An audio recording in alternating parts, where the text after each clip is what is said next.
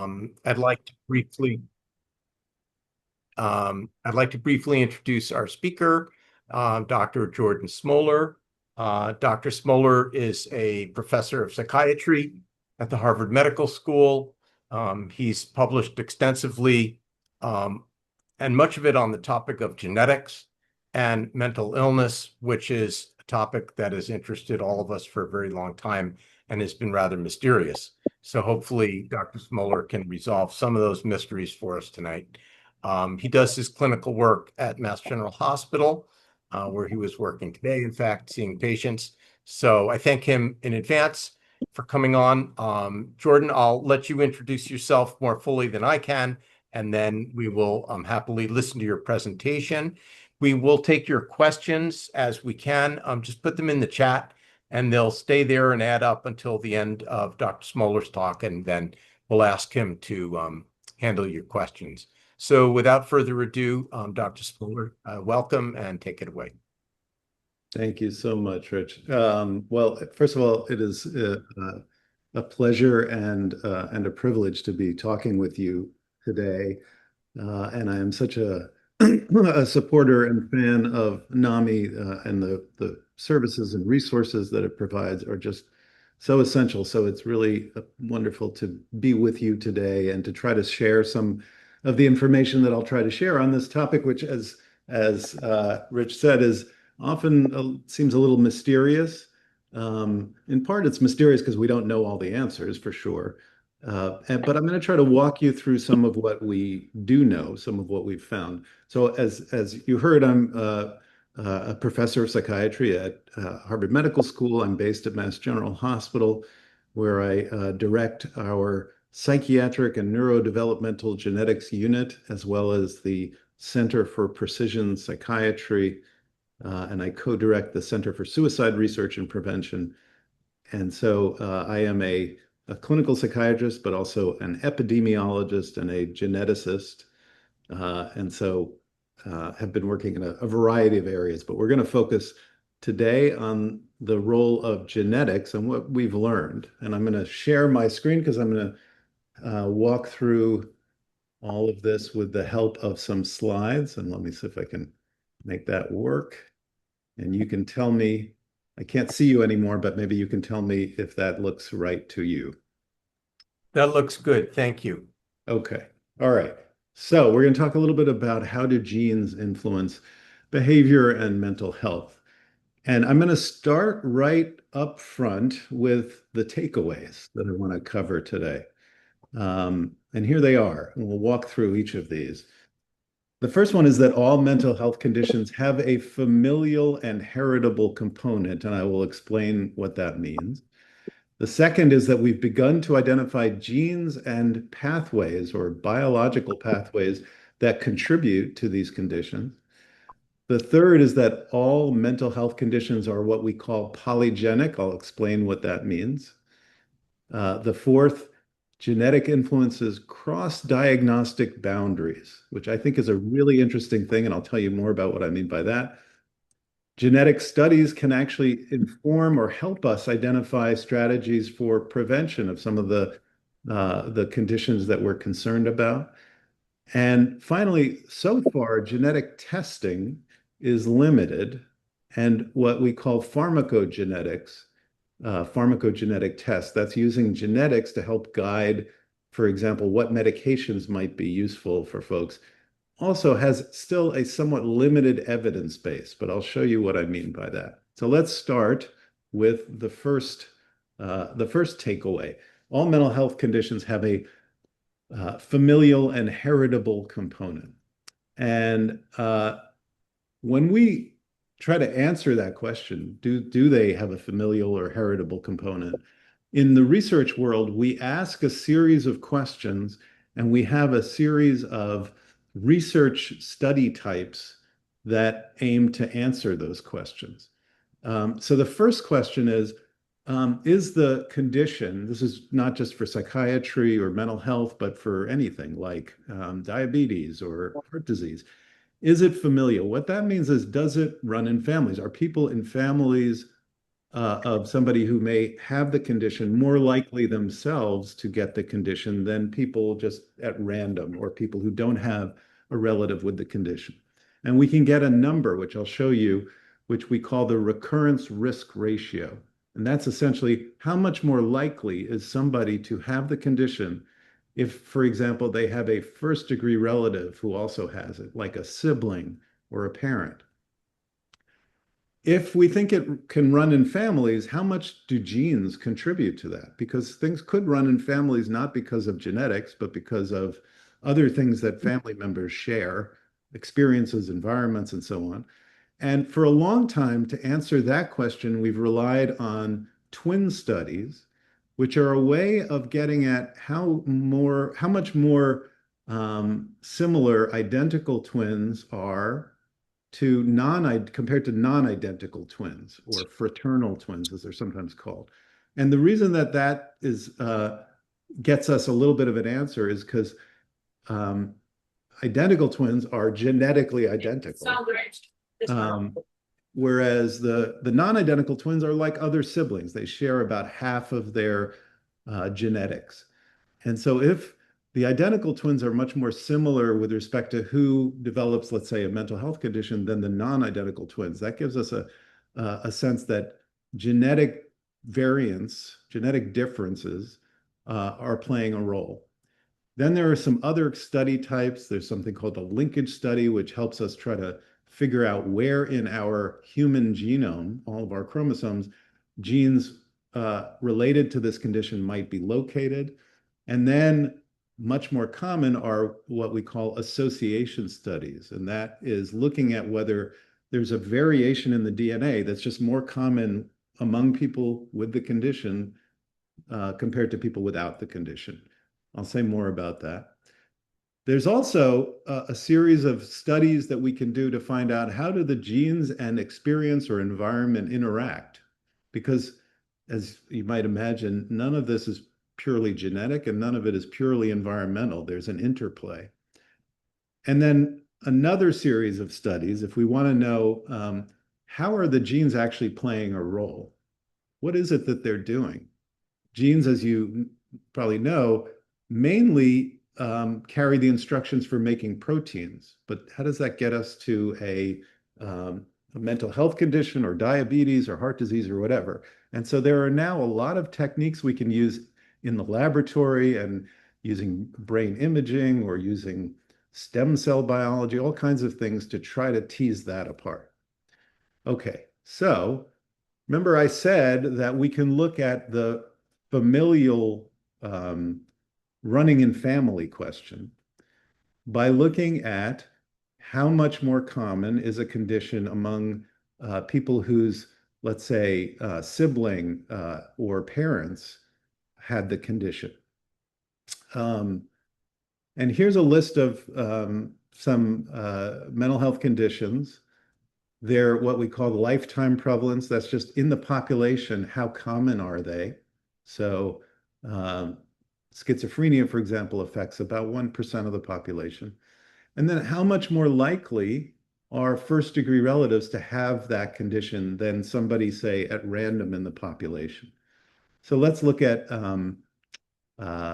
ADHD. So about 8% of people have ADHD.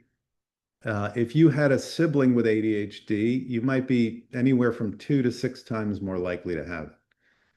Schizophrenia, about 10 times more likely, which sounds like a lot, but realize that that means that since the lifetime prevalence is 1%, 10 times that is 10%. So 90% of the time one wouldn't expect to have it. So that's important to keep in mind. And these numbers are not sort of numbers that necessarily apply to any given individual because they are averages based on these kinds of family studies, but they give us an indication that there is a familial component. Now, how much of that is related to DNA and genetic variation? How much do the genes contribute to that? And when we answer that, or we try to answer that question, we can get a number that's called the heritability. And that's a very often misleading concept. It's a complicated concept. What it means is how much of the risk, let's say, of a condition, I've listed breast cancer here, for example, in the population is due to genetic variation among people in the population. What it's not saying is how much of your individual breast cancer is due to genes, let's say. But here I've listed a number of conditions, and you're looking at this list. And so maybe you want to think about what would your guess be about the heritability, how much genes play a role in the population in contributing to these. And these are numbers I'll show you in a moment based on the twin studies. They tend to be a little bit higher than the numbers we're getting now from just looking at the DNA directly, but they are instructive. So heritability could range from 0, that is, genetic variation doesn't play any role, to 100%, meaning it's all due to genetic differences in the population. Okay, so now you can make your own guesses about how you would rank these in terms of heritability, but here's what the twin studies suggest. So autism, bipolar disorder, schizophrenia, ADHD are all on the pretty high side. And you can see that diseases like Parkinson's disease or breast cancer actually quite a bit lower. And that might be striking to those who know a little bit about the genetics, let's say, of breast cancer, because we actually have known for a while about some genes related to breast cancer, mutations in certain genes, like a gene called BRCA1, where if you have that mutation, you have a pretty high chance of getting breast cancer at some point. And yet for ADHD, for example, we don't have any genes that are known to be like that. What that illustrates is that this number, the heritability, is really just a overall population estimate. It doesn't tell you how many genes are involved. It doesn't tell you what's the effect of any individual gene, but it does tell you overall how influential genes are. Okay.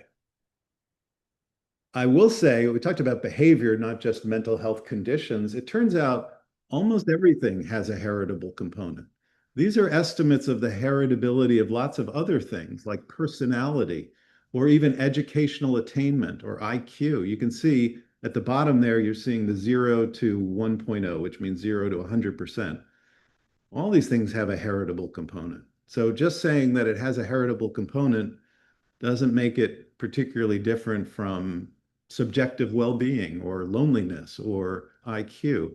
Genes, we think, play a role in all kinds of behavior and mental health, well-being and mental health and mental illness as well.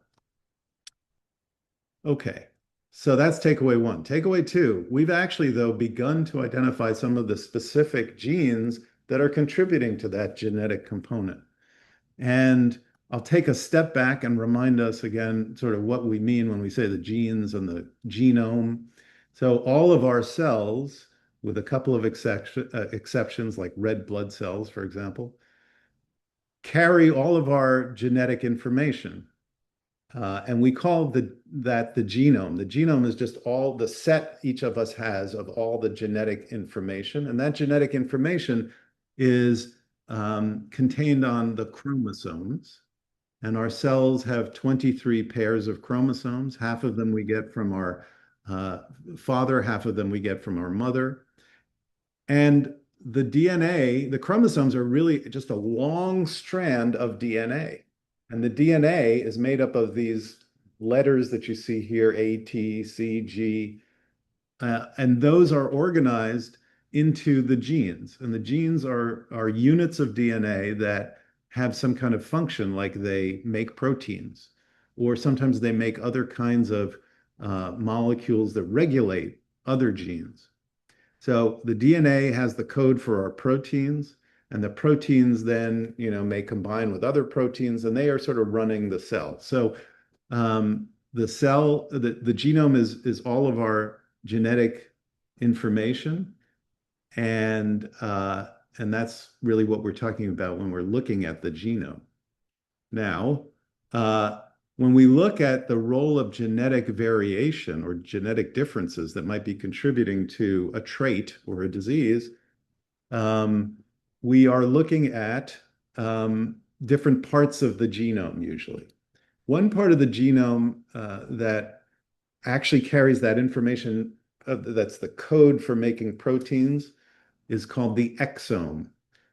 Interestingly, it turns out that most of our genomes, most of the DNA, is not actually making proteins. That was a puzzle for a long time. People thought, how could it be that, so little of our DNA is actually doing what we thought the role of DNA was just in general? And it turns out that it's not that the rest of that DNA is not doing anything. It's doing things that help fine-tune the system, help decide or regulate when another gene turns on or off. Whether it's going to make a heart protein or a liver protein or that kind of thing. So there's a lot of activity going on in the genome. And when we're looking at these DNA variations, we're typically looking at two kinds of variations, two kinds of genetic differences, because while we all have basically the same DNA, there are some minor differences among people. One of them we call a single nucleotide polymorphism. We usually refer to that as a SNP. And remember, I said the DNA was the string of letters. And that's just a change in one of the letters. So I might have a T in one position in my genome, and you might have a C. So that's a SNP. We actually have millions of those in our human genome. So many of us, if you just looked at all of humans, you'd find millions of genetic differences. Most of them have no discernible effect, probably, that we know of. There's another kind of DNA variation called a copy number variation. And in this case, it's not a single letter, but it's maybe a chunk of DNA that is either duplicated or is missing, deleted. And again, we all have these. And some of them, for example, if you delete a whole chunk of DNA, it could be 1 million letters, that's going to contain a bunch of genes, and that could have an effect on our bodies, our physiology, our brain, our behavior, et cetera. So that's what we're talking about when we're looking at the DNA variation. I'll just mention that this field that I'm in and that others are in has really seen a tremendous degree of progress over the last nearly 20 years. So despite the fact that we had been doing genetic research for a while, until about 15 to 20 years ago, we didn't really have any solid findings where everybody would agree, yep, that's a genetic variation that influences some mental health condition, for example. And then it started to take off. So what you're looking at here is the timeline on the bottom of the years, and then that line going up is the number of DNA risk variations that have been found for a whole variety of mental health conditions. And on the right side, you see a table of them. So for example, for depression, we've identified more than 700 DNA variations that could contribute somewhat to depression. So it's really taken off. Part of the reason it's taken off is that researchers came together and realized they had to do much larger studies. They put together their efforts, they worked together and collaborated, and the result was really pretty striking. It's not just that we found DNA variations and even genes that we now believe are associated with some of these, but they're starting to come together and tell us biological stories. That is, how does this gene contribute to a pathway that might affect, let's say, the brain or brain development? And there's no reason for you to pay detailed attention to what you're seeing here, but I'll just say that there's some big themes that are coming out of that are telling us not one gene at a time, but sort of filling in the picture of what's going on at a biological level. One theme, for example, has to do with immune functioning and inflammation.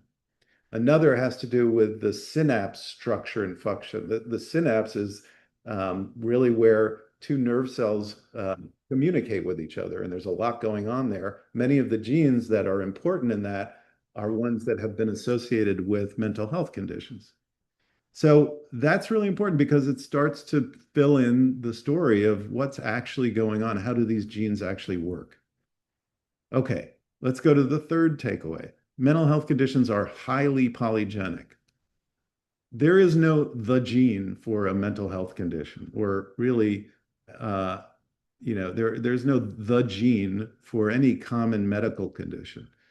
There are some rare, medical conditions for which there is a gene that plays, a major role, or maybe is even the gene that we think is mostly driving it. For example, sickle cell anemia or cystic fibrosis or Huntington's disease, where a mutation in one gene may effectively cause the disease if you have two copies of it, or in some cases, one copy of it. That's not what's going on here.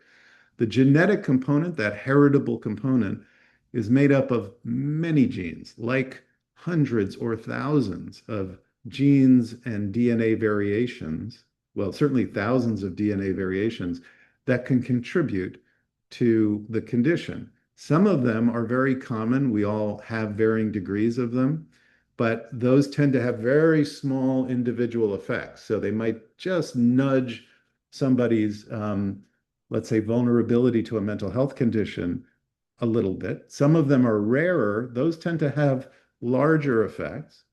Some of them are inherited, passed down through the family, and some of them are what we call de novo, which means that they weren't actually inherited, but in the embryo or in the sperm or the egg, there was a DNA change that occurred. Okay, so it's very complex. It's not the simple, genetics that we might have learned about in high school. And there is a relationship that I just mentioned between how common a genetic variation is and how strong an effect it has. So for example, alleles, by the way, on this slide, you see the word allele. Allele is just a variant of DNA. So there are some common ones that we all, have to varying degrees. And that circle there on the lower right, I guess it is, they tend to have small effects. So on the y-axis, that up and down, that's how strong the effect is. We call that a penetrance. In the other corner, Mendelian disease, that would be something like the cystic fibrosis or sickle cell anemia.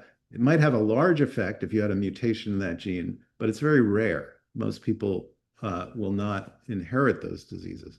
And then there's a whole range of stuff in between. Again, a complicated picture.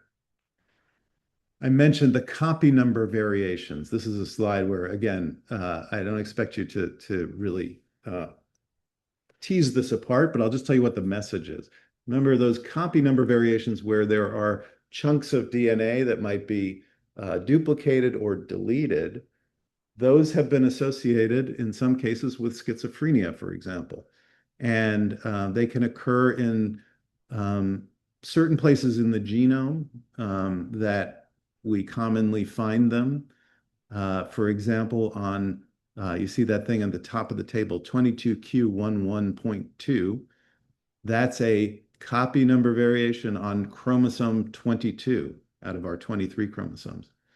And it's very rare, but to the extent that somebody might have it, they would have an increased risk of schizophrenia. Oops, I went in the wrong direction there. Okay. I'm going to skip that slide because I think I made that point.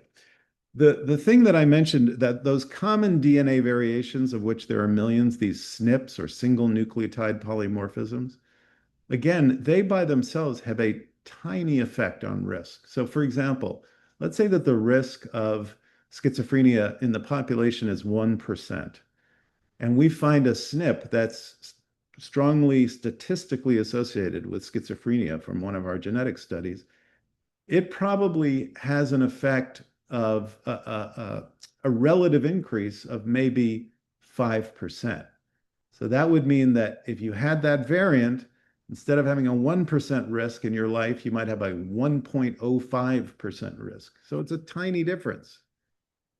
However, we are able to add those up.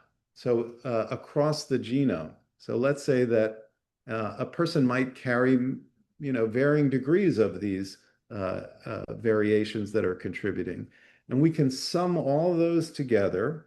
If we have your genetic information, let's say you were participating in a genetic study, or as we'll see, you can actually, to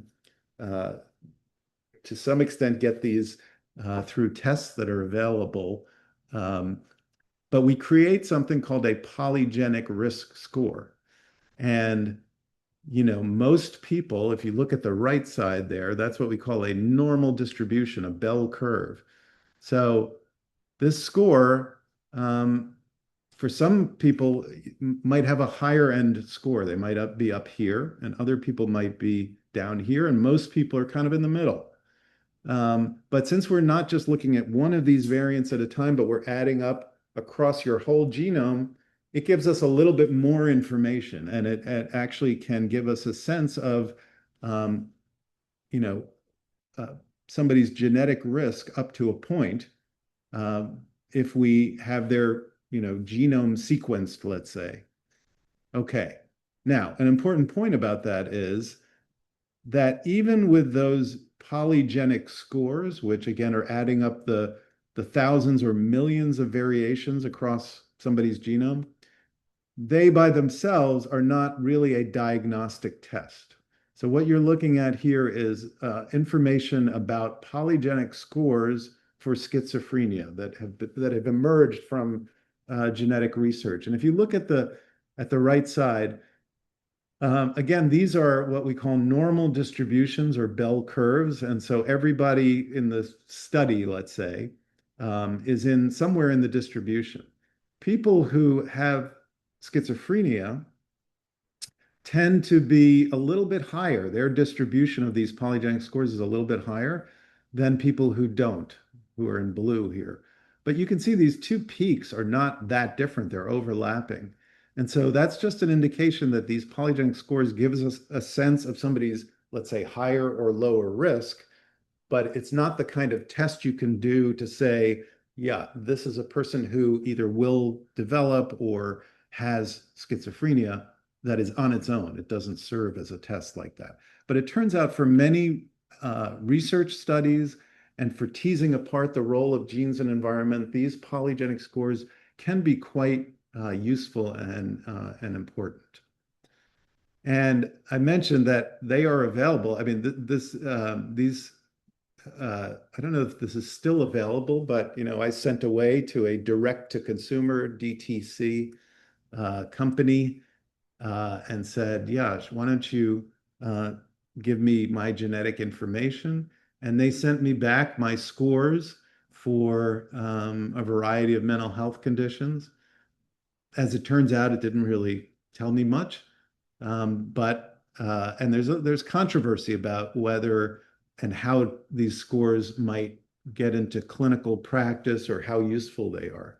But just to give you a flavor, when you hear that term, as you might, of a polygenic score, it's a very useful thing, especially in research, not so much in terms of healthcare yet.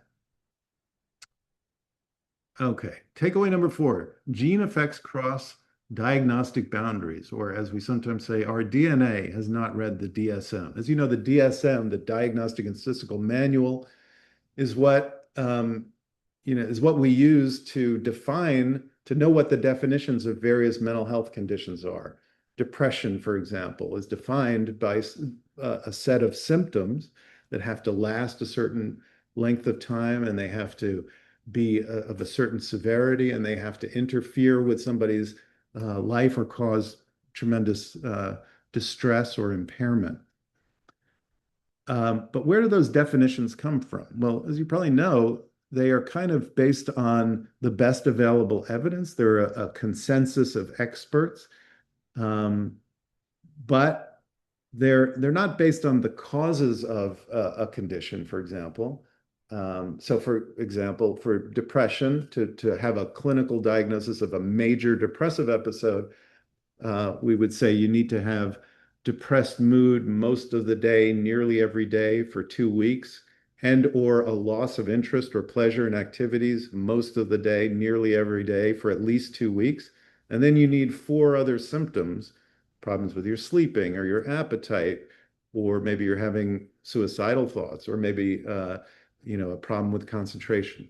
So, the evidence has led people to develop these definitions, which everybody can sort of understand and agree on. But what does the genetic information say about those diagnostic boundaries?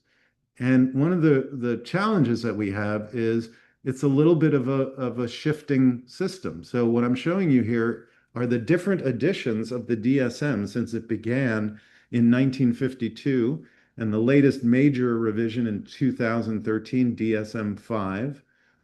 And on the y-axis, the up and down there, is the number of diagnostic labels in the book. So you can see it moves around. There's quite a big difference between DSM-5 and, let's say, DSM-3. And that's in part because people have refined the diagnoses, and let's say something that was thought of as one thing is now split into three things. But what does that mean for what the causes are, and what do the genetics tell us? Very recently, just this year, well, I'll get to that in a second. Another thing that tells you that it's a complicated picture is that comorbidity is the rule. That is, most people who meet criteria or get a diagnosis of a psychiatric disorder or mental health condition would meet criteria for more than one. That's really very common. And is that because they are separate conditions, or are they overlapping in some way?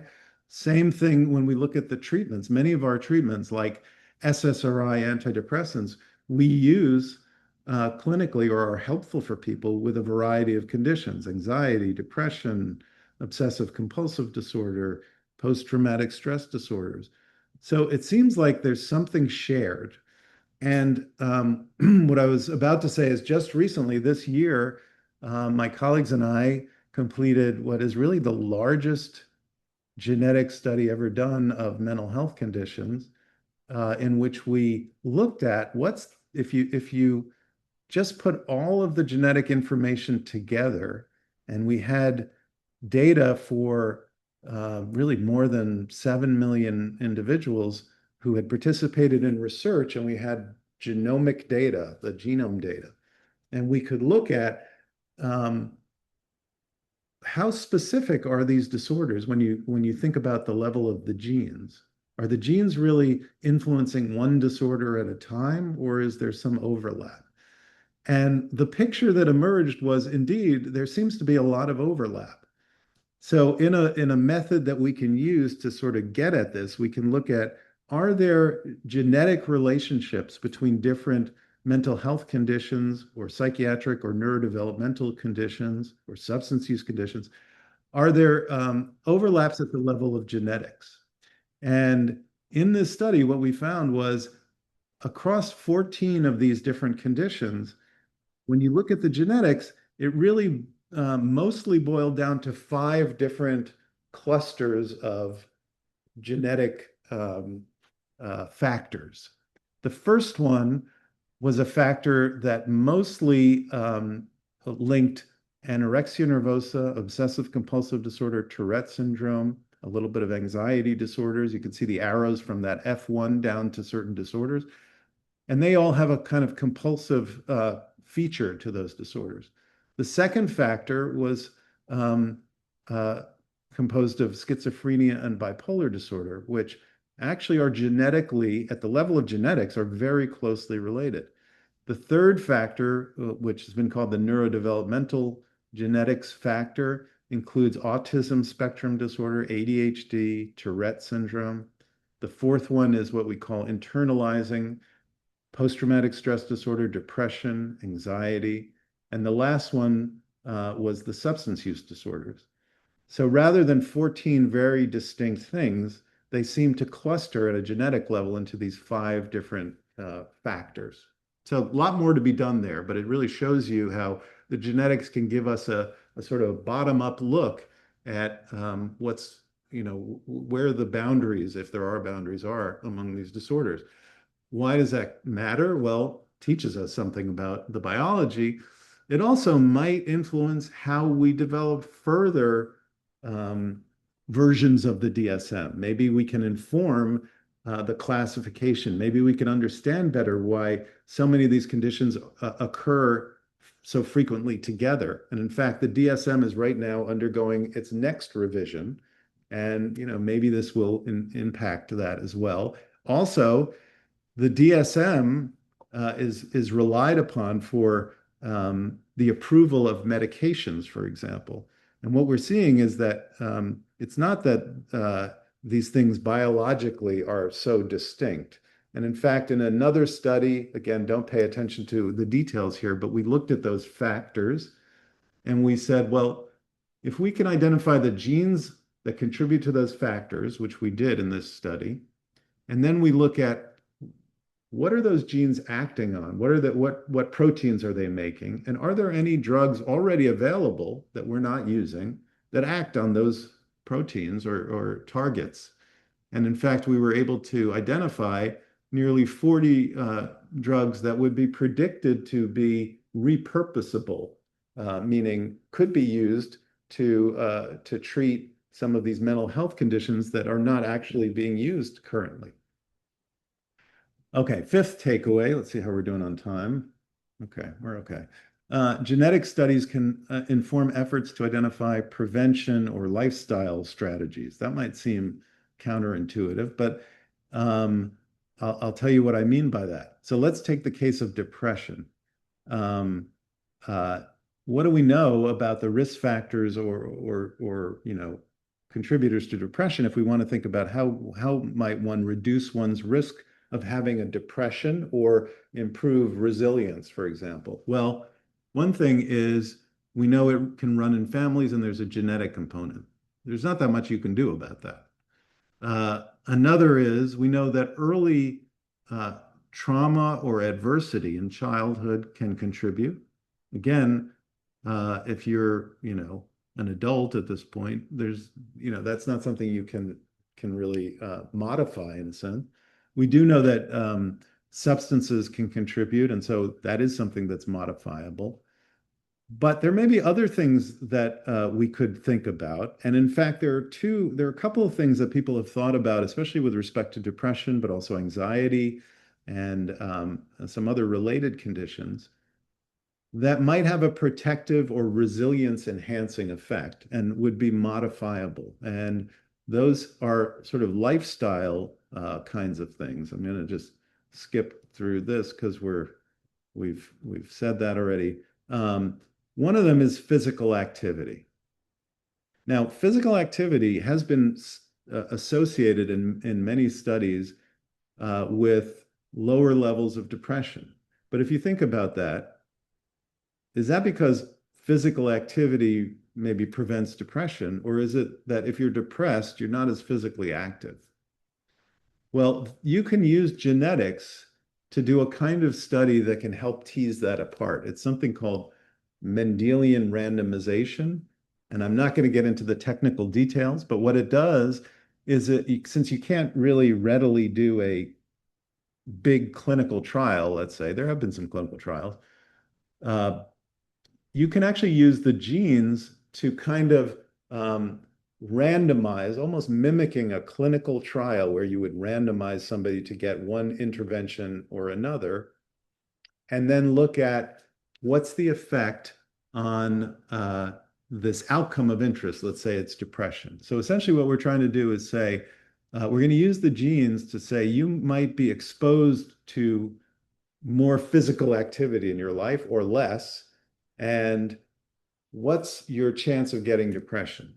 And in this study, which was a very large study that used data from a big consortium and a biobank that has been very widely used, we could ask that question. And again, without getting into all the detail, the answer was that physical activity seemed to have a causal effect on reducing depression or on improving resilience in the face of risk for depression. And it wasn't even, so it was about a 25% decreased risk of depression if you, for example, substituted 15 minutes of sitting with 15 minutes of running, or an hour of sitting with an hour of fast walking. So not a huge amount of physical activity. We did another study in our that made use of our biobank at Mass General, where we asked people about their physical activity levels, and we could look at who later developed depression. And it turned out the more physical activity, the lower the risk of developing depression. And then on the right side, we could remember those polygenic risk scores where we're adding up the genetic variants that are related to something like depression. We could ask, does physical activity have an effect on lowering depression, even if you have high genetic risk based on your polygenic risk score? And the answer was yes. So whether your polygenic risk group was low, medium, or high, you were at lower risk of developing a depression episode in the future. Another factor that we've been very interested in, and for which genetics has given us some clues, is the concept of social connection and social connectedness. And one hint we got of this was in a study that we did a few years ago as part of something called the Army Stars Project, in which data were collected from soldiers before and after deployment to combat. And when they returned, we could look at who developed depression. We had their genetic data because they had participated in this study. And we also had information on something called unit cohesion, which is a measure of how socially connected, how cohesive the unit that you're in is, how much you rely on your colleagues and feel like your supervisors are supportive and so on. And so what it turned out was that the higher your polygenic score, see these bars that say polygenic risk group, the higher your polygenic score, the more for depression, the more likely you were to develop depression after returning from combat. But the higher your unit cohesion, the lower your risk. And the higher your unit, for people with high levels of unit cohesion, even if they were in the high genetic polygenic risk group, they were still protected. Here's the dotted line that's no increased risk. They actually had a lower risk despite the genetic risk and despite the level of combat deployment stress that they experienced. And then we went on and did another big study. Now we looked at not just those two things, physical activity and social connection, but 105 different things. And we said, which of these potentially modifiable, maybe lifestyle things like diet and sleep and et cetera, seem to be protective against developing depression? And two of the things, and the thing that was the strongest was frequency of confiding in others and frequency of family and friends visits. Also exercise, again, was protective as well. So here the genetics, because we're using the genetics to look at what's the benefit of, let's say, this lifestyle change in the face of maybe more genetic vulnerability, but also this Mendelian randomization technique where we can use the genetics to isolate the causal effect. For example, physical activity reducing risk of depression. That's another way that the genetic information actually gets to be quite useful. And my colleagues Holly P.A. and J9 Austin have proposed this sort of jar model of thinking about these things, that we all have a jar, and you can think of genetic factors and environmental factors that fill up this jar to varying degrees. And once we get past a certain point, whether it's from the combination of the genetics and the environment or mostly genetics, we may experience an episode, let's say, of illness or be susceptible to illness. And some people start with more genetics in that jar, Other people maybe with more environmental exposure and not so much genetics. And you can fill the jar in many ways. But one of the things with respect to resilience and prevention is you might be able to also pull out some of these and again lower the risk. For example, I mentioned physical activity, social connection. That might be a couple of ways that some of these environmental factors and genetic risk can be overcome. And maybe you could think of it as increasing the size of your jar so that it doesn't add up to as much. Okay, the last one, genetic testing. You might think that the just genetic research is really just trying to get us to genetic testing. Whoops. But as I showed you before, it's not just that. There's a lot that we're learning about understanding mental health conditions, also identifying new ways of maybe developing treatments because we know something about the biology. For the most part, there are no established genetic tests for common mental health conditions. That's not to say that people haven't, offered such tests or that in certain cases there might be a genetic test. But for most conditions, that's not the case because the effect of most of the genetic variations is very small on their own. And so for the most part, there isn't a simple test that could be done based on the things that I've already really talked about. One exception is for autism spectrum disorders, where, for years now, it's been recognized that it is reasonable to do a genetic evaluation or to offer a genetic evaluation to all persons with autism spectrum disorder or their families, because there are some known genetic contributors that have a pretty large effect on risk for autism or related conditions. And so so this is not always done, of course, but it is something that is recognized as valuable. I mentioned the copy number variation. I think I'm going to skip this because I sort of talked about it. But suffice it to say, there are some specific genetic variations that we can test for certain conditions, but for the most part, that's not something that we have at this point, like for depression or anxiety or post-traumatic stress disorder. What about genetic testing for treatment guiding?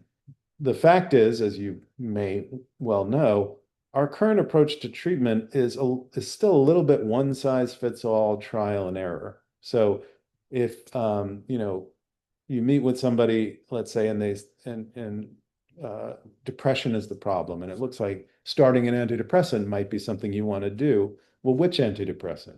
And how long is it going to take to work? And do we know that this one's really going to be helpful? And in fact, we don't usually know for you as an individual. We do know that on average, the effects of antidepressants are modest on average, but we also know that some people have a tremendous benefit from one antidepressant, and somebody else has a tremendous benefit from another one. We don't know, though, in advance who that is. And so there's this thing called pharmacogenetics. Maybe we could test genetic variations to predict which medicines might work better. And this is a little bit in the weeds, but hopefully not too much. But when you may have heard of these tests, and they're offered now by some providers and some commercial entities. They tend to test two different kinds of genes. One are genes that we call pharmacokinetic genes. What that means is these are genes involved in how your body metabolizes a medication. And we, have different metabolisms of medications that are due to genetic differences sometimes. The other are what we call pharmacodynamic genes. Those are genes that affect how the drug works biologically. The problem is we often don't know how the drug works biologically, but there are some tests that people have done to see if genes that we think might be involved could help explain these things. These kinds of tests are, as I said, available now, and some people use them widely and other people don't.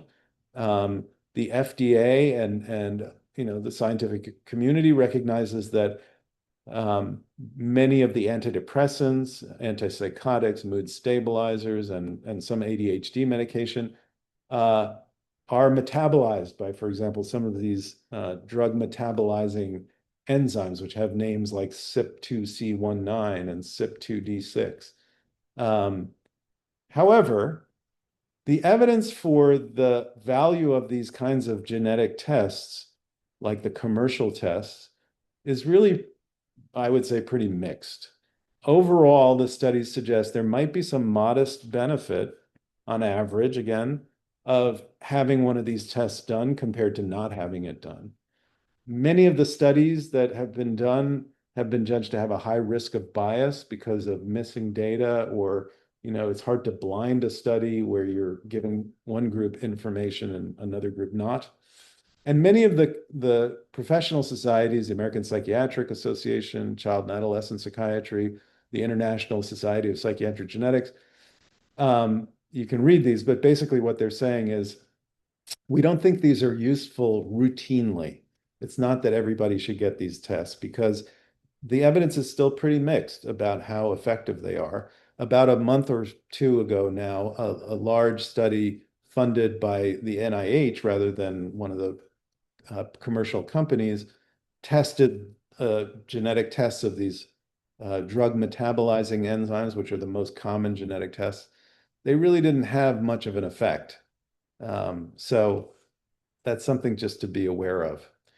Okay, so here are the 6 points. Hopefully I've conveyed some of the essence. There's obviously a deeper dive that one could do, but again, all of the mental health conditions, like many other behaviors and other traits and disorders and diseases and practically everything, have a familial inheritable component.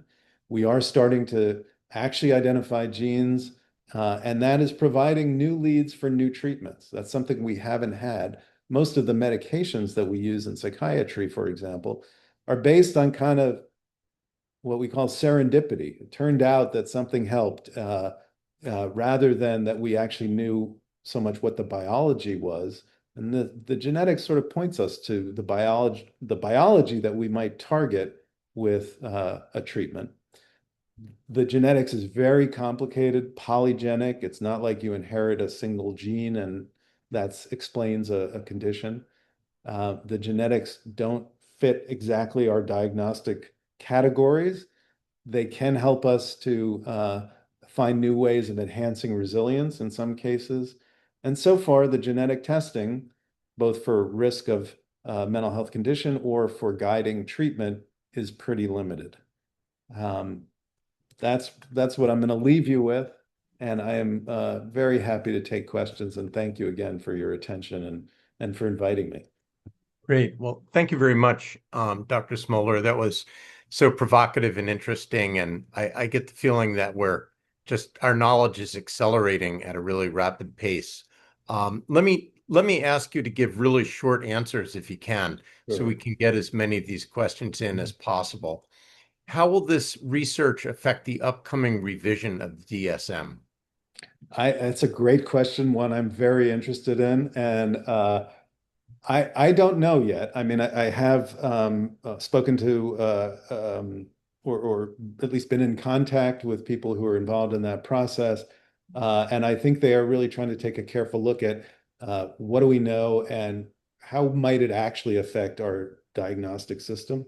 I don't think that, for example, genetics or really anything else that we've learned so far is a reason to throw out our diagnostic categories, because those are very important for many reasons. We should be refining them, though, and informing them with this, kind of information, perhaps. But we'll see. I actually don't know how that will play out. There's been talk of making it a little bit more attention to what's been learned on the scientific front, brain imaging, genetics, et cetera. But I don't know. Okay, thank you for that. Here's a question. What do you think about GeneSight for evaluating choice of medications? You did speak to it generally, but specifically, what about this company or product? Okay, well, I don't want to necessarily comment because I don't know their latest version of the product, and these companies sort of do change. But I think that test, like several other commercially available ones, includes these pharmacokinetic drug metabolizing enzymes and then some pharmacodynamic genes. I would say, again, just like I said, generally speaking, I think the evidence is limited that routinely provides a lot of value. I do think there may be circumstances, just like everything on average isn't the answer. There may be circumstances where, let's say, somebody has tried multiple medications or has had significant reactions where that kind of information might be useful. But I don't, in my clinical practice, I typically don't order those kinds of tests. Sure. Here's another one. What is the meaning or the role of mitochondrial DNA versus the DNA we understand as cellular DNA, and perhaps its role in genetics and mental illness? That's a really interesting and sophisticated question. So in addition to our genome that we talked about, we have these little organelles in our cells called mitochondria, which make the energy for the cell, and it has its own little genome. And also, many of the genes in our genome affect the mitochondria. It's known that genetic mutations in some of that DNA can affect the brain. There's a lot of interest now in what people call bioenergetics.